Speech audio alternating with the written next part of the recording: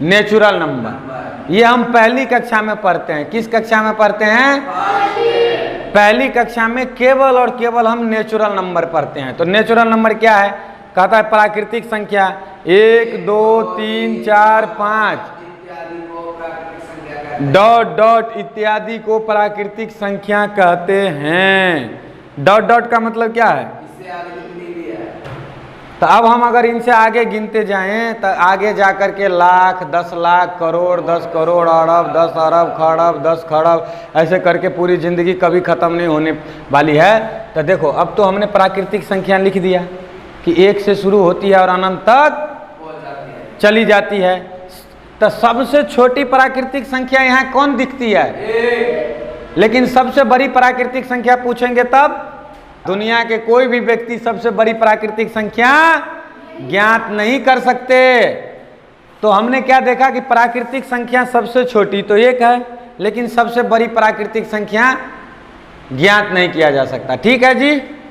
अब देखो type of प्राकृतिक संख्या। प्राकृतिक संख्या कितने प्रकार के हैं?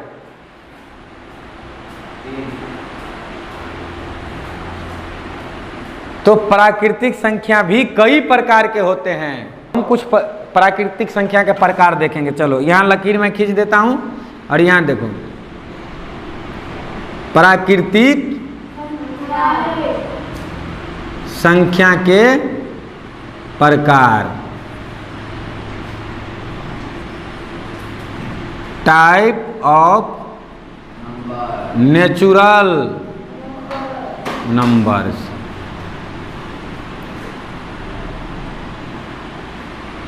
ठीक है जी। तो क्या क्या है देखो, और इसी तरह से हम लिखते जाएंगे लिखते जाएंगे लिखते जाएंगे लिखते जाएंगे तो अभी कई सारे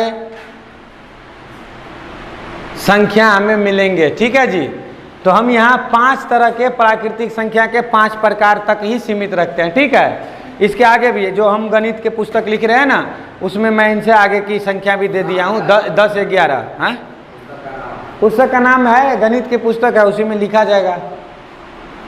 वो रखूंगा, जब वो प्रिंट आदि होगा, डिजाइन होगा, तब उसका नाम सोचा जाएगा, क्या दिक्कत है। तो उसमें हम कम से कम प्राकृतिक संख्या के 11 प्रकार दिया है। कितने प्रकार के?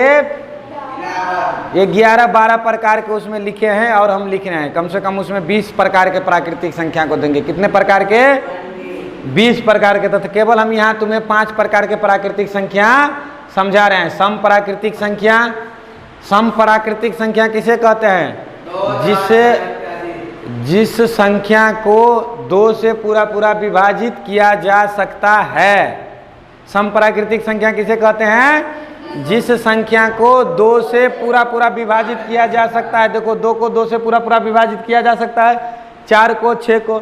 अच्छा, विषम प्राकृतिक संख्या किसे कहते हैं? जो 2 से पूरा विभाजित ना हो। एक पूरा विभाजित होएगा। अच्छा, भाज्य प्राकृतिक संख्या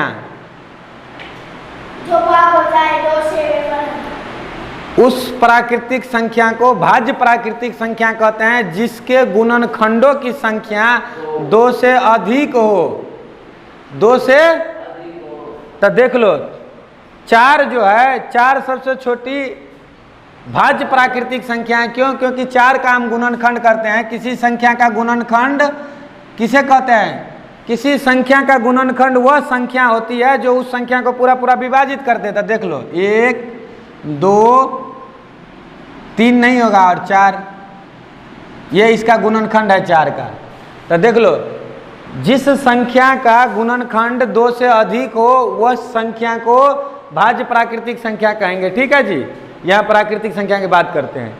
अभाज्य प्राकृतिक संख्या जिसके गुणनखंडों की संख्या केवल 2 हो, अर्थात एक और स्वयं संख्या ही हो, उसे हम कहते हैं अभाज्य प्राकृतिक संख्या। तो देख लो 2 का गुणनखंड करते हैं तो देख लो 1 और 2, 3 का गुणनखंड करते हैं तो 1 और 3, 5 का गुणनखंड करते हैं 1 और 5, 7 का गुणनखंड करते हैं 1 और 7। तो देखो 1 और स्वयं संख्या है उसका गुणनखंड, तो वो क्या है?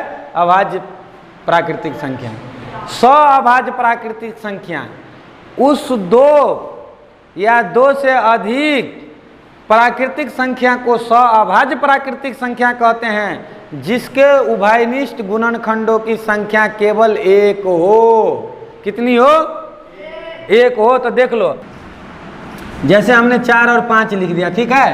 कहता है सअभाज्य संख्या, सअभाज्य प्राकृतिक संख्या।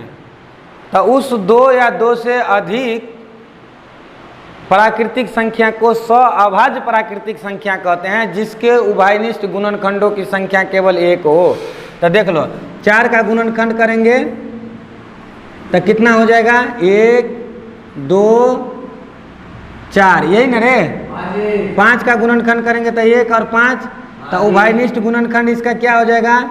1। दोनों में सम्मिलित क्या है? 1 1 ही है ना, तो 1 हो जाएगा। तो देख लो, तो ये 4 और 5 क्या है? सअभाज्य प्राकृतिक संख्या। समझ में आ गया प्राकृतिक संख्या के? तो इसमें से भी अभाज्य और सअभाज्य प्राकृतिक संख्या निकाल लोगे। और भाज्य अभाज्य सअभाज्य सम विषम, चलो